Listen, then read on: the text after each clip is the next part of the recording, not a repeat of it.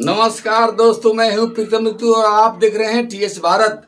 आज की सबसे बड़ी महत्वपूर्ण समाचार ये है, ब्रेकिंग न्यूज ये है कि ममता बनर्जी ने नीति आयोग के बैठक से तुरंत अपने को अलग कर लिया और बाहर आ गई।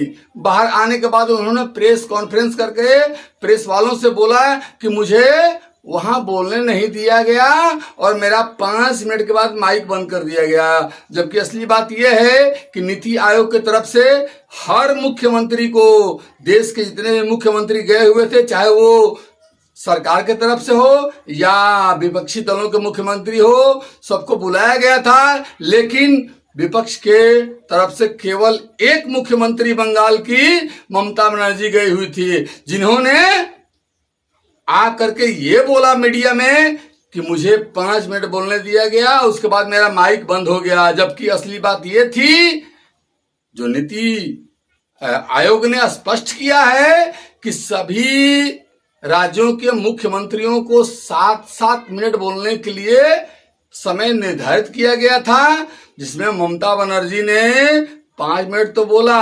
लेकिन अभी घंटी बजने से पहले ही वो वॉक आउट कर गई, वॉक ओवर दे करके, और उस मीटिंग से निकल गई।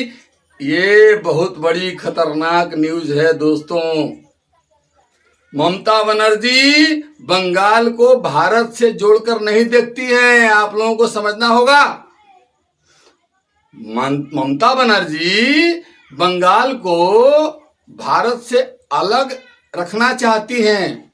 वो बांग्लादेशी घुसपैठियों को अपना नागरिकता संशोधन विधेयक बिल का विरोध करके नागरिकता देना चाहती हैं और वो अपना वोट बैंक बनाना चाहती है।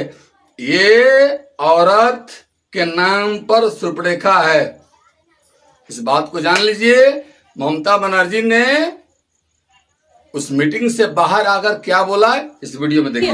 मैं बोलने चाहते थे पूरा बात, लेकिन मेरे को बोलने के लिए वो 5 मिनट में स्टॉप कर दिया। जब हमारा से बहुत आगे जो बोला है 5 जन, वो लोगों ने कोई 20 मिनट बोला, कोई 15 मिनट बोला, कोई 10 मिनट बोला, और अपोजिशन का ओर से मैं अकेला आया, लेकिन तब भी मेरे को 5 मिनट। इसके बाद दोस्तों, ममता बनर्जी का पर्दा उठाने के लिए सरकार के तरफ से ये बयान आया कि ममता बनर्जी ने जो कुछ भी कहा है वो गलत है, 100% गलत है, और वो जिस चीज को इल्जाम लगा रही है कि मेरा माइक बंद कर दिया गया, वो 100% गलत है। विपक्ष के लोगों का ये साजिश है कि सरकार को कैसे बदनाम किया जाए, भारत सरकार को कैसे गिराया जाए, और दुनिया में मोदी की छवि को कैसे खराब किया जाए।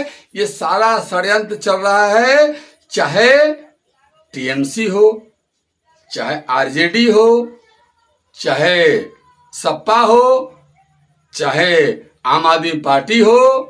ऐसी सारी पार्टियों का, कांग्रेस से लेकर सारी पार्टियों का ये एजेंडा चल रहा है कि भारत में किस प्रकार सत्ता से नरेंद्र मोदी को बेदखल किया जाए और हम सत्ता पर आ जाएं, हिंदुओं को बर्बाद कर दें और इसको इस्लामिक राष्ट्र बना दें। इस्लामिक राष्ट्र बनाने के लिए ममता बनर्जी, अरविंद केजरीवाल, अखिलेश यादव, लालू यादव और उसका बेटा, उसका परिवार, डीएमके का स्टालिन, सारा लोग षड्यंत्र को रच रहा है। इन चीजों को समझना होगा दोस्तों।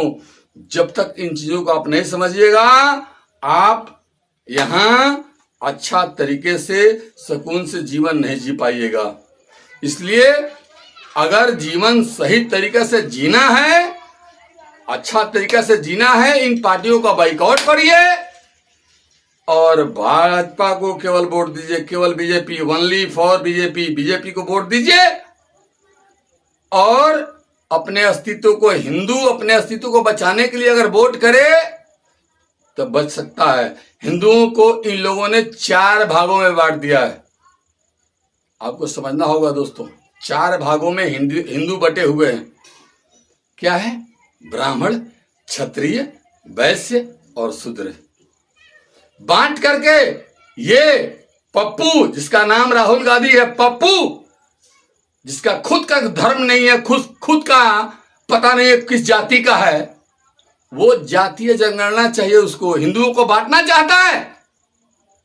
अरे दोस्तों, इसको समझिए, इस चीज को समझिए, ये बहुत बड़ी बात है। मानव के एक शरीर में चारों वर्ण होते हैं। मनुष्य को 4 वर्णों में बांटा गया है, ब्राह्मण, क्षत्रिय, वैश्य और शूद्र। 4 वर्णों का अर्थ समझिए।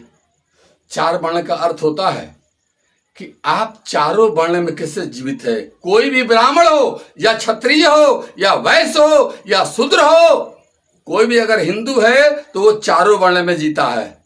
कैसे? मैं इसको प्रूव कर रहा हूं, गौर करिए।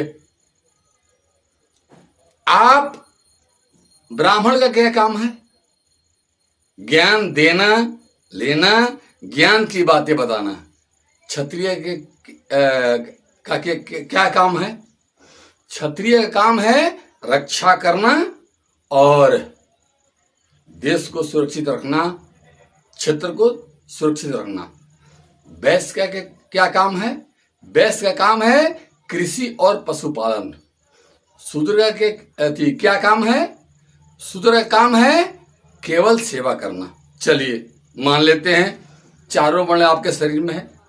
गर्दन से ऊपर, ये गला से ऊपर ज्ञान लेता है और ज्ञान देता है, ये आपका ब्राह्मण है।